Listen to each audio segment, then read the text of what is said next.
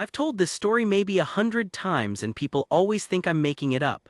They lean in, they smile a little, and you can see it on their faces. Sure, buddy, a Navy SEAL got knocked out cold by a woman half his size in front of 1,000 troops and you just happened to be standing there. Right. But I was there. I was 19 years old, sunburned, standing in the third rank with my heels together and my chin up, and I watched it happen with my own two eyes. And I'm going to tell it to you exactly the way it went, because if I dress it up you won't believe me, and if I leave anything out you won't understand why it mattered so much to the rest of us. So let me take you back. It was the kind of morning down on the Gulf Coast where the heat doesn't wait for noon. By 8 o'clock the asphalt on the grinder was already soft, and you could smell the tar coming off it, mixed with cut grass and that thick, wet salt air that never really dries out down there in the summer. We'd been formed up since before the sun was properly over the tree line. 1,040 of us, give or take. I know the number because the chief made us memorize it for the head count, said it like it was a point of pride. The whole training command, every cohort plus the permanent staff, all stacked up in ranks across that big concrete field like a tray of toy soldiers. It was demonstration day, end of cycle, the day the brass invited the families and the local paper and a couple of guys with cameras, and we all stood out there sweating through our uniforms while instructors showed off everything they'd been beating into us for the last however many weeks. Marksmanship displays, a search and seizure drill, a K-9 team that made the kids in the bleachers lose their minds, and the big finish, the thing everybody had been talking about for a week, was the combatives demonstration. Now here's the part you need to understand, because the whole story hangs on it. The instructor who ran our hand-to-hand program was a woman named Senior Chief Rachel Cantu, and I want to be careful how I describe her because everybody who tells this story afterward turns her into some kind of action movie. She wasn't. That's the thing. If you'd passed her in the chow hall you'd never have looked twice. She was maybe 5'5" on a tall day. Quiet. She had this gray coming in at her temples that she never bothered to cover, and a way of standing perfectly still while everybody around her fidgeted. She didn't yell. That was the first thing you noticed about her. She never raised her voice, not once in all the time I knew her. The other instructors barked. She just talked real even, and somehow that was worse because you found yourself leaning in to hear her, and the next thing you knew you were doing exactly what she said. What most of us didn't know, what I only found out later, was that before she ever put on a uniform, Senior Chief Cantu had boxed. Amateur circuit, won some regional thing 2 years running. She never talked about it. There were no trophies in her office, no fight posters, nothing. Just a coffee mug and a picture of a kid in a soccer uniform. The boxing was something the older instructors knew and the rest of us didn't, and she liked it that way, I think. So that's her. Hold on to that. The other half of this is the man. A few days before the demonstration, the word went around that we were getting a special guest. The command had brought in an operator, an actual Navy SEAL, to be the headliner for the combatives portion. They were going to do a little demo together, him and one of our instructors, to show the crowd what real-world close-quarters work looked like. The recruiters loved that kind of thing. Nothing puts a kid's name on a contract faster than watching a SEAL throw somebody around.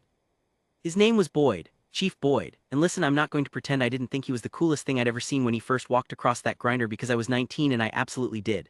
He was big. Not Jim Big in a soft way, he was carved out of something. 4 arms like a deckhand. He wore his sleeves rolled tight and his sunglasses up on his head, and he walked with that loose, rolling swagger that some of those guys have, like the ground was lucky to be under his boots. When he talked, people listened, and he knew people listened, and he liked it. The trouble was, you could tell within about 10 minutes that he'd decided this whole thing was beneath him. You see it sometimes with guys who are very, very good at one specific dangerous thing. They start to believe that the one thing makes them better at everything. Boyd had that. He shook hands with the officers and he smiled for the cameras, but the second he was just standing around with us, the regular people, the mask came off. He cracked jokes about the training command being a daycare. He looked at our gear and made a face. And when somebody pointed out Senior Chief Cantu and said she'd be the one demonstrating with him, he laughed. I heard it, I was close enough. He laughed and said something like, they want me to spar with her, what is she gonna do, take my blood pressure? A couple of guys laughed with him because that's what you do when a SEAL makes a joke. But I noticed the senior instructors didn't laugh. They just sort of looked at each other, and one of them, an old gunny type, shook his head real slow, the way a man shakes his head when he knows something you don't and he's not going to ruin the surprise. Senior Chief Cantu, for her part, didn't react at all. If she heard him, and she had to have heard him, half the formation heard him, she gave no sign of it. She just kept setting up the mats, smoothing them down with the toe of her boot, checking the corners. Quiet, still, like a person getting a room ready for guests. That should have told everybody something, it didn't. So now picture the morning of 1,040 of us out on that grinder. The bleachers off to the side packed with families fanning themselves with the program. Little kids climbing on the railings. A row of officers and visiting dignitaries up under a white canopy, the only people on the whole field with any shade. The flags hanging dead, still because there wasn't a breath of wind, which down there in July is its own special kind of punishment. You could hear a baby crying somewhere in the stands and the buzz of the cicadas in the pines, and every so often the click and whir of one of those big camera lenses. They ran through the early parts of the demonstration and the crowd ate it up. The dog team, the shooting, then the announcer, some lieutenant with a microphone and a voice he was clearly in love with, got to the part everybody came for. He built it up big, talked about the proud tradition of naval special warfare. Introduced Chief Boyd by name and listed off a bunch of stuff I won't repeat because half of it was probably exaggerated for the crowd, and the families clapped, and Boyd jogged out to the center of the mats and did this little spin with his arms out, soaking it in. The kids in the stands went nuts. Then the lieutenant introduced Senior Chief Cantu, just her name and her billet, no big build-up, and she walked out to the mats the same way she walked everywhere, unhurried, hands loose at her sides, that flat calm on her face. A couple of people clapped politely. Boyd grinned at her and said something we couldn't hear and gave her a little pat on the shoulder, the way you'd pat a kid you were letting tag along. I remember the heat shimmer coming up off the asphalt around them. I remember my own uniform stuck to my back. And I remember thinking, with all the dumb certainty of a 19-year-old, that I was about to watch this poor senior chief get gently embarrassed in front of 1,000 people, and feeling a little sorry for her. I had no idea. The demo started off scripted the way these things do. Slow, he'd throw a technique, she'd show the counter, they'd reset, and the lieutenant would narrate it for the crowd. Real basic stuff at first, a wrist grab and escape, a choke from behind, a defense. And here's the first thing that started to needle at me, even as a clueless kid, every single time her counter was clean, not flashy, just exactly right and a half-second faster than it needed to be. Boyd would reach and somehow her hands were already where his hands were going to be. She never looked rushed. He started looking just a little like a man who'd expected to be leading a dance and found out his partner already knew the steps. And he didn't like it. You could see his jaw working. He started throwing the techniques harder than the demo called for, snapping them in, trying to make her stumble, make her look slow for the crowd. And every time she just wasn't there. She'd slip it, redirect it, set him back to neutral, calm as anything. Once she put him down to a knee with this tiny little turn of her hips, so smooth that half the crowd didn't even realize what they'd seen, and she let him right back up like it was nothing. But Boyd knew what they'd seen. His ears went red. I watched it happen. That's where it stopped being a demonstration and started becoming something else. I want to slow down here because the next 60 seconds are the part that everybody gets wrong when they retell it, and they're the part that actually matters.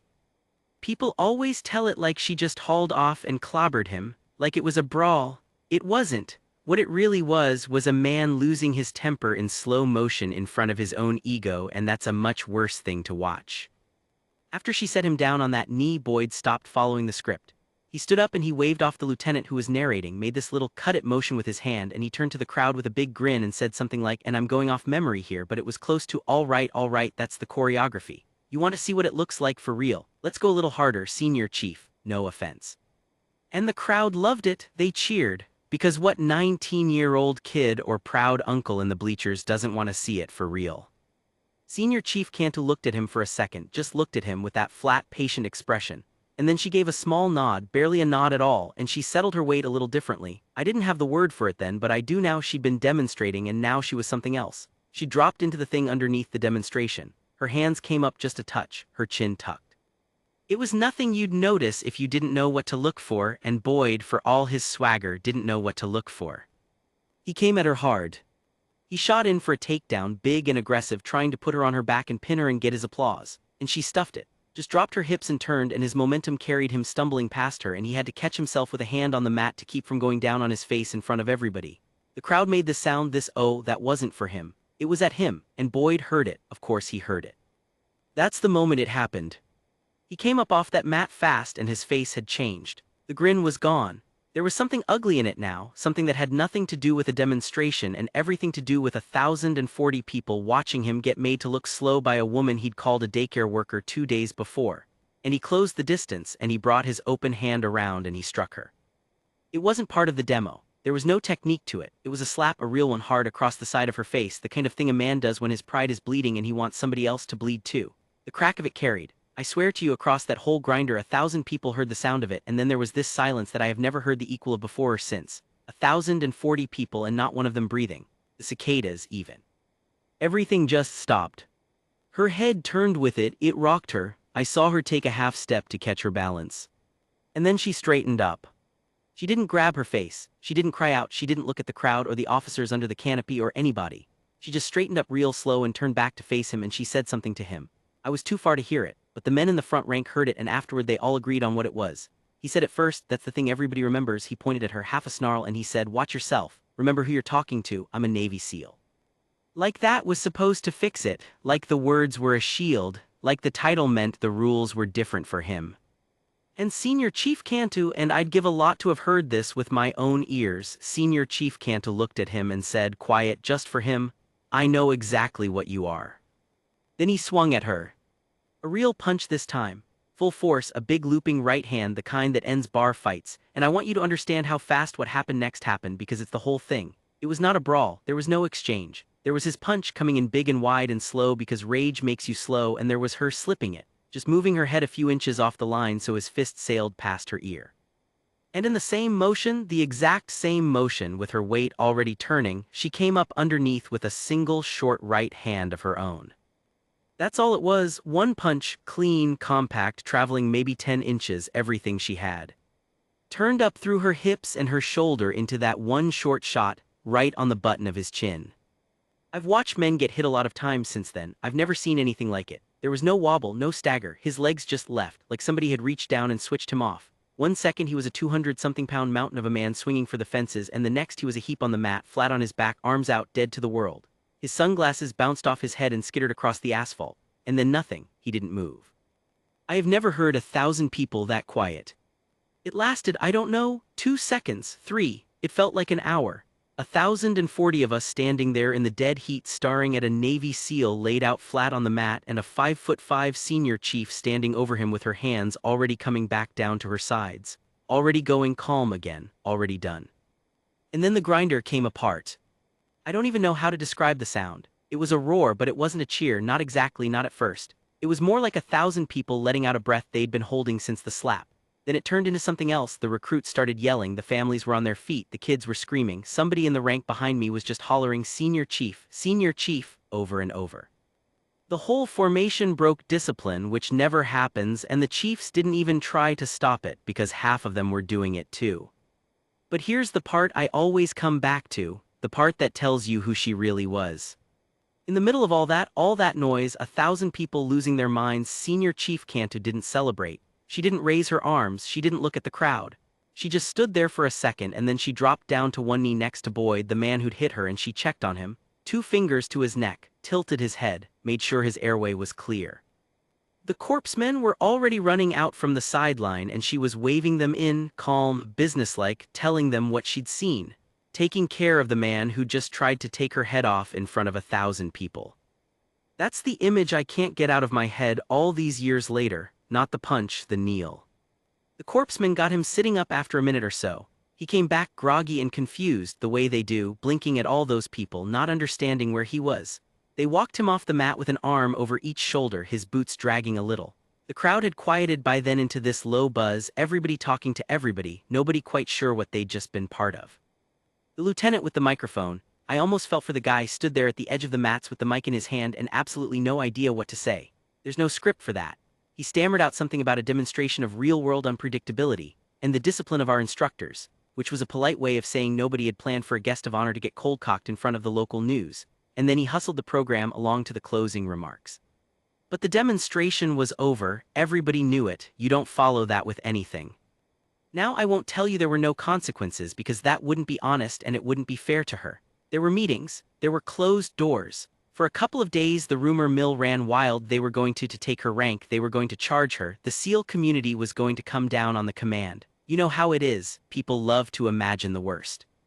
But here's what actually happened, near as any of us ever pieced together, and it's the part of the story that the dramatic retellings always leave out because it's not as exciting as the punch.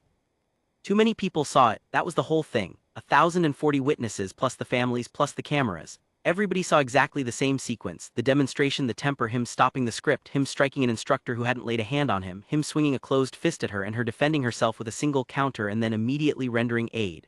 There was no version of it where she was the aggressor. There just wasn't. He'd done it in the most public way a man can do anything, and a public act has public truth attached to it. So the meetings, whatever was said behind those doors, came out the only way they could. Senior Chief Cantor kept her rank in her billet, and she went right back to running the combatives program the next week like nothing had happened. Chief Boyd's part of the demonstration tour was quietly cancelled and he went back to wherever he came from, and I never heard his name again. I don't know what happened to him after that, and honestly I've never much cared to find out. What I cared about, what I think about still, is what she did the following Monday. Because the following Monday our cohort had combatives, regular schedule, and we all filed into that training space half expecting I don't know what, some kind of moment, a speech, maybe her to be different now, walk a little taller, knowing every one of us had watched her drop a seal like a sack of flour. We were 19 and 20 years old and we'd basically decided she was the most dangerous human being on the planet. And she walked in exactly the same as always, quiet, unhurried, coffee mug in her hand. She set us to warming up and she ran the class same as every other day, correcting our footwork, telling this kid to drop his hips, telling that kid to keep his hands up, like Friday had never happened. It was one of the guys in my class, Ray's, I think, a loudmouth but a good kid, who finally couldn't take it and asked her right out in front of everybody, asked her if she'd known. If she'd known the whole time that she could do that to a guy like Boyd and just let him run his mouth for 2 days and let him think what he was thinking the whole demonstration. And she stopped what she was doing and she looked at Ray's and she looked at the rest of us standing there waiting like a pack of puppies. And I remember exactly what she said because I've carried it with me for a long time. She said it was never about what I could do to him. Anybody can hit somebody, that's the easiest thing in the world. She set her mug down. I spent 2 days being polite to a man who didn't think I was worth being polite to, and I'd have spent 2 more. I didn't lay a hand on him, son. Not till the second his hand was already coming at me and I had nowhere left to go. You all watched it. You tell me who decided how that was going to end. Was it me? Nobody said anything. It was him, she said. Every step of it he decided. I just stopped deciding for him at the very last second. And then she picked her mug back up and said, now get your hands up, Rays. You're going to get yourself knocked out one day talking with them down by your knees, and that was the end of it. Class resumed. I think about that a lot. I've thought about it for years. Because everybody wants this to be a story about a punch. And I get it, it's a great punch. A seal, 1,040 troops, the slap, the silence, the one shot, the lights out. I've told it 100 times and I'll tell it 100 more, and I'll always slow down for that part because it's the best part to tell. But it was never really about the punch. The punch was the easy part, she told us that herself. It was about a woman who knew exactly what she was capable of and chose, over and over, every single hour of those 2 days, not to use it. Who let a man think she was small because his thinking it cost her nothing and proving otherwise would have cost her something she valued more than his respect. Who took a strike to the face in front of 1,000 people and didn't swing back, not until the law of the thing left her no other door. And who, the very second it was over, knelt down in all that noise to make sure the man who'd hit her was still breathing.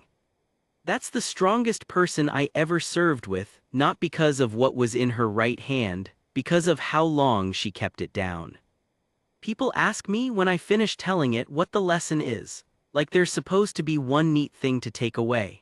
And I never know quite what to say because for years I thought the lesson was don't judge people by their size or don't let your pride write checks your chin can't cash, and those are both true enough.